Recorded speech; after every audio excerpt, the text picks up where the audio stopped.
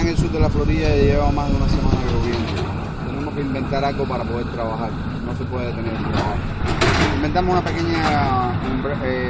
pequeña sombrilla para un pequeño paraguas para la estación robótica en una Topcon QS